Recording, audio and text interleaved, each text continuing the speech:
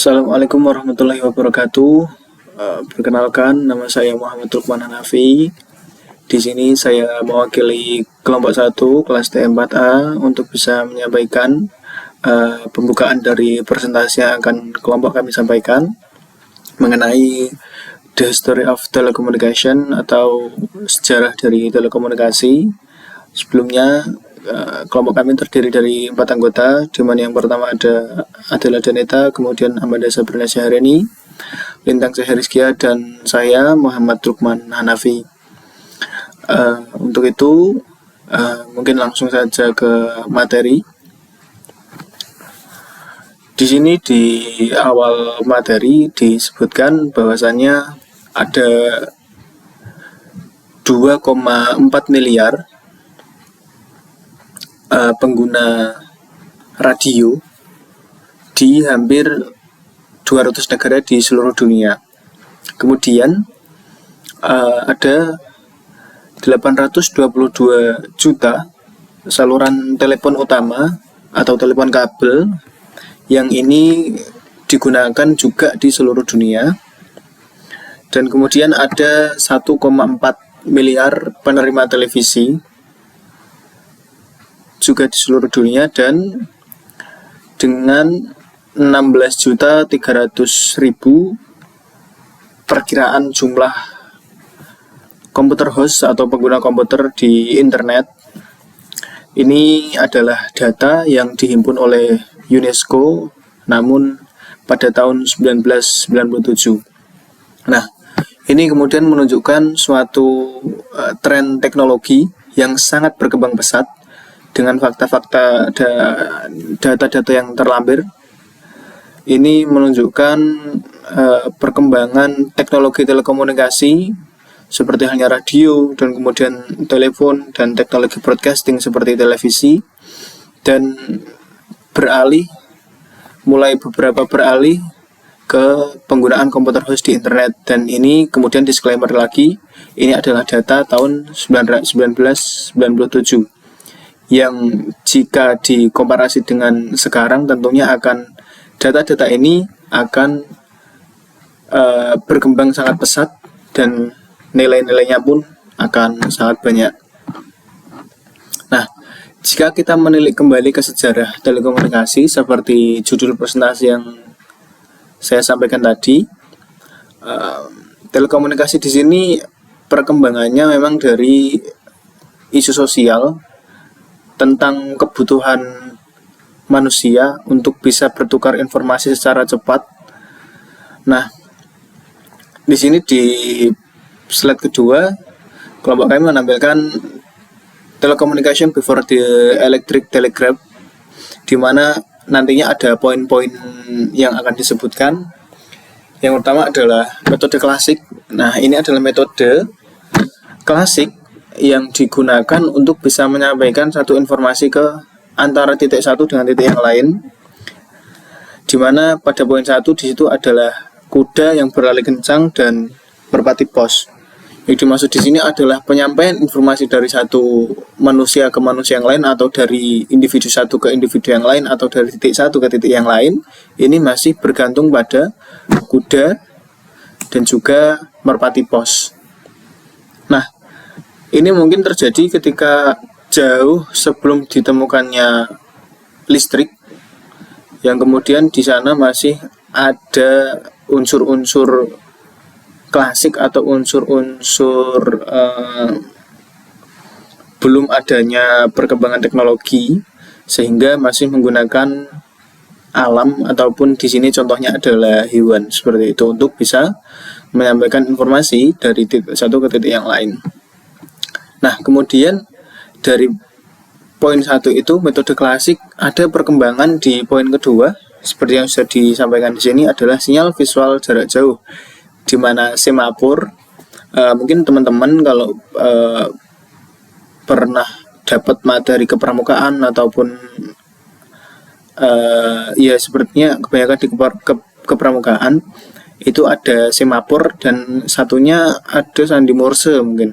Nah, di semapur ini ternyata awal mulanya itu digunakan oleh angkatan laut untuk bisa berkomunikasi antara mungkin armada satu dengan armada yang lain itu namun ini hanya bisa digunakan pada waktu siang ternyata, karena jika kita gunakan apabila semapur ini digunakan pada waktu malam tentunya akan membutuhkan cahaya, kemudian hal-hal yang lain, sehingga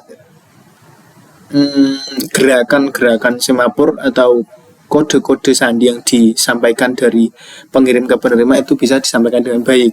Nah, itu tidak mungkin terjadi ketika dilaksanakan pada waktu malam karena keterbatasan cahaya dan keterbatasan jarak pandang mungkin.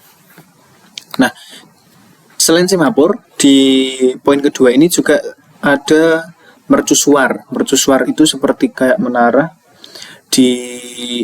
biasanya di tepi pantai ya teman-teman, di tepi pantai, dan itu memang fungsinya untuk memberikan tanda atau sign atau apapun itu ke armada laut untuk setidaknya bisa tidak mendekati pulau tersebut karena dikhawatirkan akan terjadi karam ataupun seperti hal-hal lain yang mirip-mirip dengan karang terdampar kayak gitu. Nah, maka dibuatkanlah atau diadanya sistem mercusuar tersebut. Nah, kemudian di poin 3, karena tadi judulnya juga menyinggung terkait dengan electric telegraph, ini sudah ditemukan electric telegraph visual, di mana ini ditemukan di tahun 1972 dengan demonstrasi telegraf visual ini berjarak sejauh 35 km. Dalam artian demonstrasi atau uji coba telegraf visual ini berhasil mengirimkan data dari titik satu ke titik yang lain dengan jarak 35 km. Dan itu terjadi di tahun 1972. Nah, kemudian kita masuk ke slide ketiga, di mana ini adalah lanjutan dari poin-poin sebelumnya. Jika tadi sebelumnya adalah telegraf visual yang ditemukan tahun 1972, iya benar. Namun dengan keterbatasan jarak hanya bisa sampai pada 35 km saja.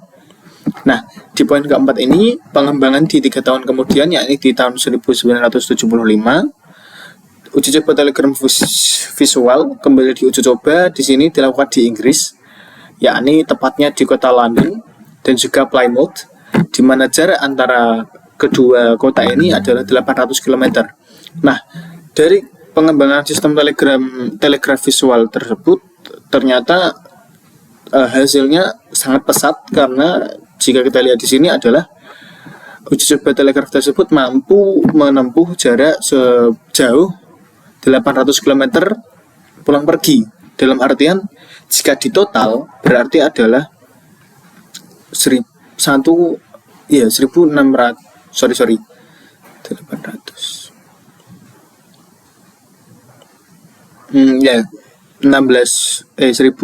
km, mohon maaf, 1600 km dengan hanya dalam waktu 3 menit seperti itu. Ini merupakan perkembangan yang sangat pesat dan cepat karena hanya membutuhkan waktu 3 tahun. Kemudian dengan jarak jangkau ataupun pengembangan dari telegraf visual sebelumnya ini sangat jauh, dari 35 km menjadi 800 km. Nah, kemudian ini adalah dari telegraf visual seperti namanya ya teman. Visual itu hal yang bisa dilihat dan tidak bisa didengar.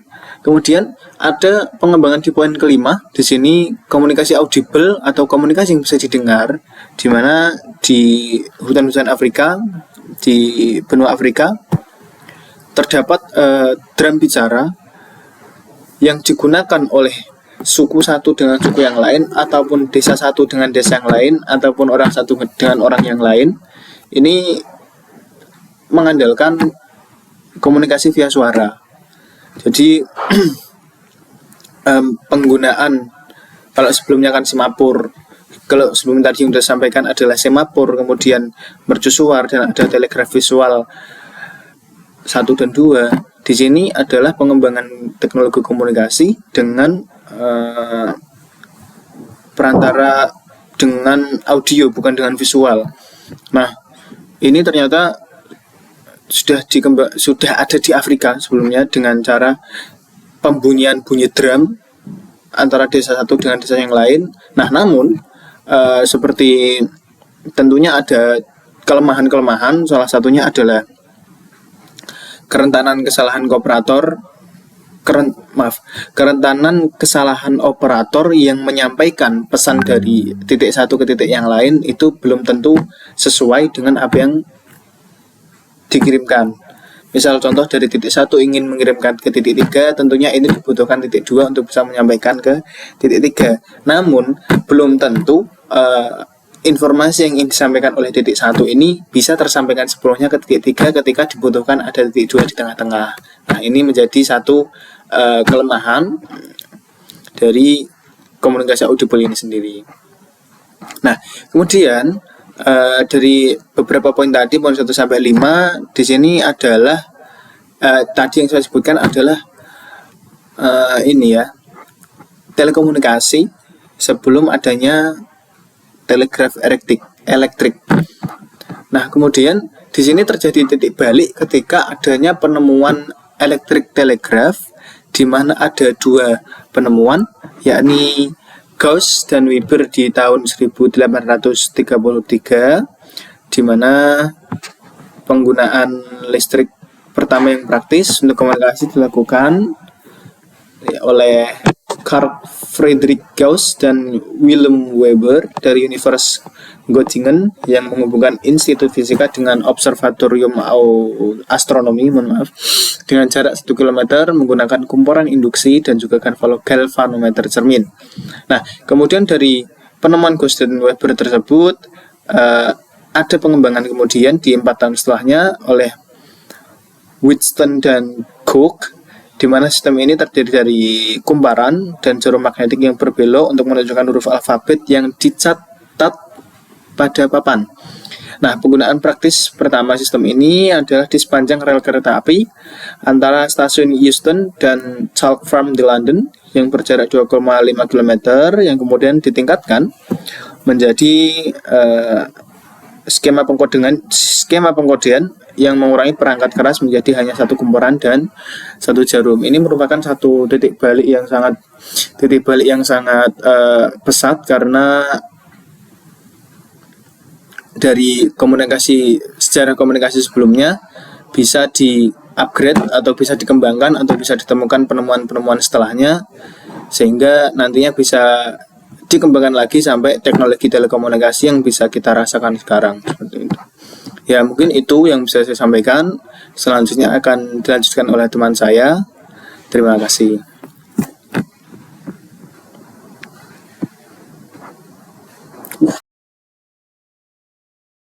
Setelah itu yaitu telegraf lanjut pada tahun 1837 sampai 1866.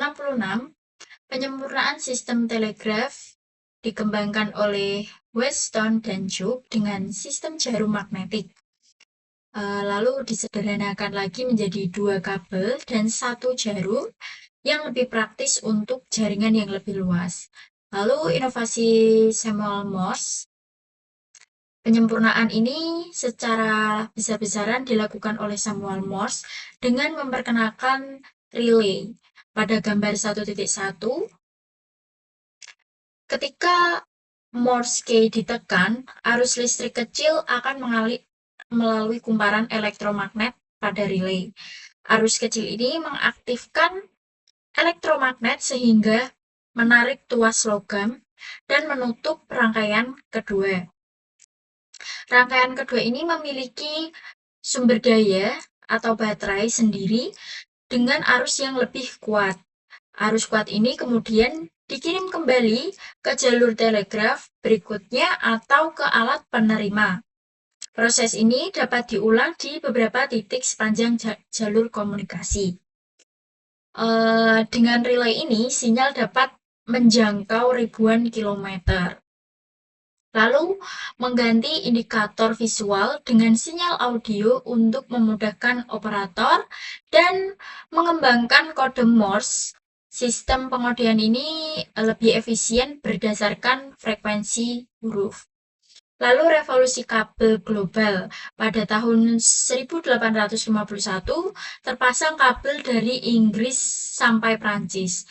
Dan pada tahun 1866 berhasil dipasang kabel transatlantik permanen yang dapat mengirim pesan lintas benua dalam hitungan menit. Telegraf berubah menjadi infrastruktur global pertama dalam sejarah.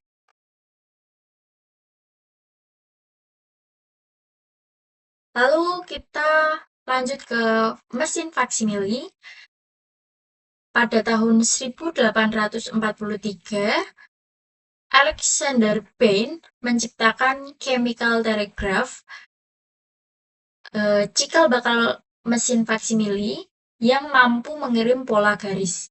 Ia menggunakan drum berputar untuk memindai gambar secara mekanis, dan intensitas gambar diterjemahkan menjadi arus listrik.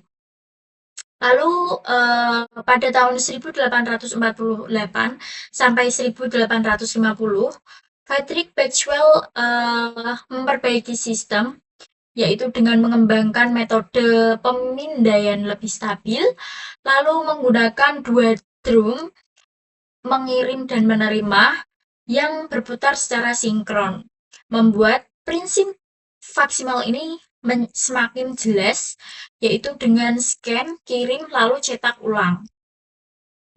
Lalu cara kerjanya yaitu gambar dipindai titik demi titik pada drum berputar. Lalu arus listrik ini akan dikirim mengikuti pola terang gelap pada gambar. Dan mesin penerima mencetak ulang gambar berdasarkan sinyal tersebut. Bisa kita lihat seperti ini. Pada tahun 1843, Alexander Bain ini yang berasal dari Skotlandia ini mematenkan telegraf rekaman elektrokimia otomatis atau mesin faksimili pertama, menggunakan dua bandul identik dengan berayun sinkron untuk membaca dan menerima pesan secara visual. Lalu pada tahun 1848, Frederick Maxwell ini menyempurnakan mesin faksimili dengan metode pemindaian gambar lebih akurat. Pada gambar A bisa kita lihat huruf H dipindai dalam 20 garis horizontal. Lalu pada gambar B, gelombang arus listrik ini di setiap garis menggambarkan pola gelap atau terang. Lalu di gambar C, huruf H ini direproduksi pada kertas elektrosensitif dengan efek tepi dari stylus. Lalu selanjutnya kita beralih ke telepon. Pada tahun 1876 dikenal sebagai telepon pertama di dunia. Pada tahun 1874 ini sampai 1876, Alexander Graham Bell, ilmuwan asal Skotlandia, Kanada, meneliti telegraf harmonik, yaitu sistem yang mencoba mengirim beberapa pesan melalui satu kabel dengan memanfaatkan berbagai frekuensi getaran. Dalam percobaan ini, Bell menemukan bahwa getaran suara manusia dapat mengubah arus listrik secara kontinu, bukan hanya on-off, seperti pada telegraf. Ketika membran atau diafragma bergerak oleh suara, getaran tersebut akan mengubah jarak antara besi dan elektromagnet, lalu mengubah kekuatan arus listrik secara terus-menerus secara analog. Lalu arus yang bergetar ini dapat dikirim melalui kabel, dan di ujung lain arus tersebut kembali menggerakkan diafragma sehingga suara asli dapat direproduksi. Prinsip dasar inilah yang membuat telepon berbeda dengan telegraf. Telegraf sendiri mengirim kode secara putus nyambung, dan telepon mengirim gelombang suara dalam bentuk arus listrik yang bergetar.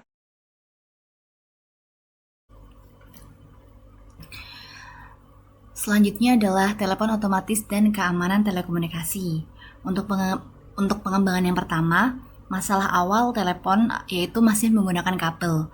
Sistem awal menggunakan kabel tunggal dengan pengembalian tanah, menyebabkan gangguan silang atau crosstalk antar pelanggan. Yang kedua, kebisingan listrik dari traksi atau motor listrik yang populer saat itu juga meningkatkan interferensi. Pengembangan yang kedua yaitu kemudahan pengguna. Pertumbuhan pesat telepon didorong oleh kemudahan pengoperasian. Pelanggan dapat menggunakan sistem ini dengan pelatihan yang minimal. Pengembangan yang ketiga yaitu transisi ke switching otomatis. Yang pertama, pergantian dari operator manual ke pertukaran telepon otomatis. Penemuan oleh Almond B. Stroger didorong oleh kebutuhan untuk meningkatkan keamanan percakapan. Yang kedua, operator manual sebelumnya memiliki akses untuk mendengarkan percakapan.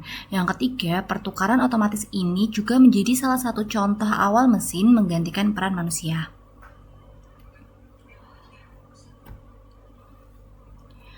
Kemudian revolusi nirkabel, radio awal. Pengembangan yang pertama, teori gelombang elektromagnetik. James Maxwell 1864 memprediksi bahwa gelombang elektromagnetik dapat merambat di ruang bebas dengan kecepatan cahaya. Kemudian Heinrich Hertz pada tahun 1887 mengkonfirmasi teori ini secara eksperimental dengan membangun osilator frekuensi tinggi pertama. Kemudian yang kedua ada pengembangan telegraf nirkabel. Oleh Guglielmo Marconi pada tahun 1896 mengembangkan telegraf nirkabel di Inggris. Pengembangan yang ketiga yaitu transmisi jarak jauh pada tahun 1901. Pada 12 Desember 1901, Marconi berhasil menerima sinyal kode Morse melintasi Samudra Atlantik di Newfoundland.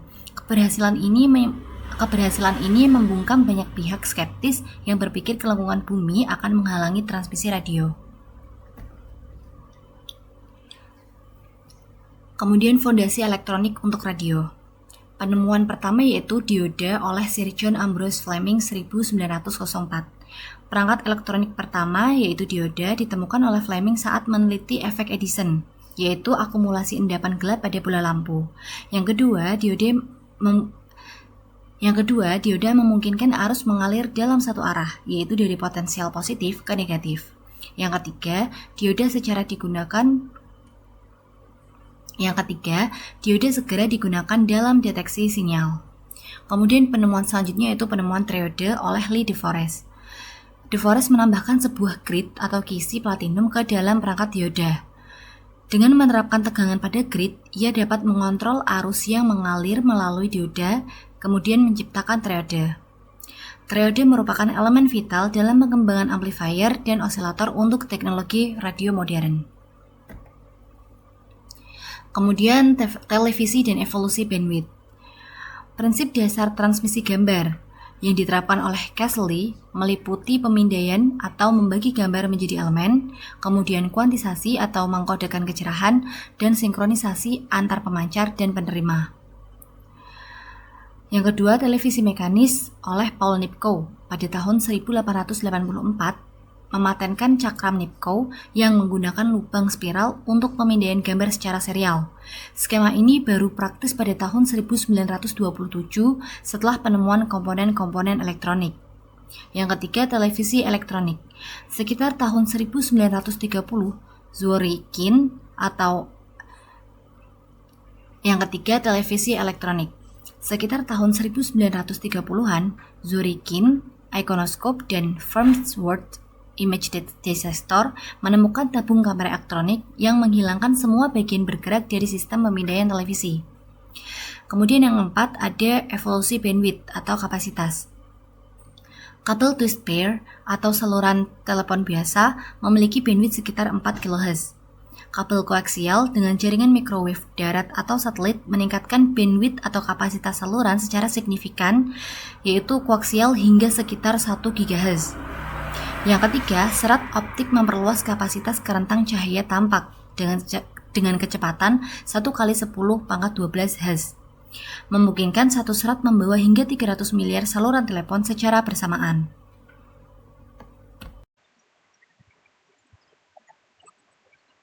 Baik, selanjutnya yaitu kita masuk ke sejarah dan perkembangan awal dari internet. Internet berasal dari ARPANET, yaitu Advanced Research Project Agency of the US Department of Defense pada tahun 1969 yang digunakan untuk komunikasi ilmiah dan berbagi sumber daya komputasi. Internet ini dibangun dengan arsitektur terdistribusi dan tahan gangguan, di mana setiap nodenya atau titik dalam jaringan terhubung ke banyak node tetangganya, bukan hanya satu jalur. Nah, ini merupakan gambar dari konfigurasi jaringan redundansi tinggi, di mana titik ini merupakan node dan penghubung dari titik ini merupakan communication channel. Jadi, ketika salah satu node atau titik ini bermasalah, maka titik lain akan tetap bisa melewatinya dengan melewati titik yang bermasalah tadi. Kemudian, ARPANET ini memperkuat keandalannya dengan menggunakan paket switching, di mana pesan-pesan yang akan dikirim dipecah menjadi paket kecil. Paket ini dapat melalui rute yang berbeda, kemudian disusun kembali di tujuan dalam urutan yang benar untuk diterima oleh penerima. Keunggulan dari paket switching ini sendiri yaitu jika beberapa node tidak beroperasi, paket tetap dapat mencapai tujuan yang benar untuk diterima oleh penerima dan kode deteksi kesalahan dapat disertakan dalam setiap paket, serta jika ada kesalahan dalam paket, maka paket tersebut dapat dikirim ulang. Selanjutnya yaitu ada perkembangan jumlah host dari internet itu sendiri. Pada tahun 1983 terdapat 562 host, pada tahun 92 yaitu 1 juta host, pada tahun 96 terdapat 12 juta host, dan sekarang yaitu tahun 2000-an sudah mencapai 100 juta pengguna global. Perkembangan awal dari manajemen internet sendiri yaitu istilah internet sudah digunakan sejak tahun 1984. Pengelolaan awalnya yaitu dikelola oleh National Science Foundation atau NSF, kemudian kini dikelola oleh berbagai organisasi sukarelawan, yaitu ICANN, IETF, dan lain-lain. Kemudian yaitu definisi internet sendiri, yaitu internet merupakan jaringan komputer global yang dihubungkan melalui telepon, kabel koaksial, dan serat optik serta satelit. Kemudian internet ini menggunakan protokol komunikasi standar dan menyediakan komunikasi dua arah serta transfer data antar sistem yang terdesentralisasi. Selanjutnya yaitu ada World Wide Web. Faktor pendorong utama yaitu pertama kemajuan komputer pribadi, di mana pada tahun 1971 Intel Corporation mengeluarkan mikroprosesor pertamanya yaitu Intel 4004 dengan frekuensi kapasitasnya yaitu 108 kHz. Pada tahun 2000 mikroprosesornya yaitu Pentium 3 dengan frekuensi kapasitasnya yaitu 1,13 GHz. Nah, dari peningkatan kapasitas ini, harga menjadi turun drastis sehingga komputer menjadi mass market atau komputer ini menjadi terjangkau bagi kalangan masyarakat. Yang kedua faktornya yaitu infrastruktur telekomunikasi membaik, koaksial mencapai 2,5 Mbps, serat optik hingga 40 Gbps. Kemudian masalah last mile dapat dipecahkan dengan solusi T1, ISDN, HSDL, dan ADSL. Kemudian faktor yang ketiga yaitu kemudahan akses melalui browser. Fitur GUI menggunakan point and click, kemudian browser awal yaitu menggunakan Netscape Navigator dan Internet Explorer, dan selanjutnya yaitu menghilangkan hambatan perintah Unix yang sulit. Kemudian perkembangan konten web yang awalnya menggunakan teks, kemudian menjadi grafik, selanjutnya menjadi suara, dan sekarang bisa video. Kemudian hyperlinks dan mesin pencari mempermudah navigasi informasi. Selanjutnya yaitu ada komersialisasi dampak dan layanan internet. Untuk komersialisasi bagi pemerintah AS membuka internet untuk sektor komersial. Kemudian muncul ISP atau Internet Service Provider.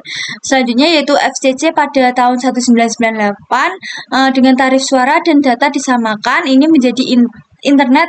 Dengan ini maka internet makin terjangkau. Kemudian TV kabel beralih ke akses dua arah dengan menggunakan modem kabel 10 sampai 400 Mbps. Selanjutnya yaitu dampak sosial dan perubahan budayanya sendiri, yaitu web bersifat terdesentralisasi di mana siapapun bisa membuat konten. Yang kedua, dampak positif dari internet sendiri yaitu akses informasinya global, kolaborasi dan edukasi. Selanjutnya dari dampak positif maka kita akan lihat dampak negatifnya yaitu munculnya hoax, misinformasi dan konten tidak terkontrol. Selanjutnya layanan utama internet, yang pertama newsgroup, bisa dilakukan diskusi topik berbagai bidang. Yang kedua chat rooms, ini dimaksudkan untuk komunikasi real time, dan email ini bermaksud untuk surat elektronik cepat dan praktis. Nah, sekian presentasi dari kelompok kami. Terima kasih atas perhatiannya. Mohon maaf apabila ada kesalahan kata. Wassalamualaikum warahmatullahi wabarakatuh.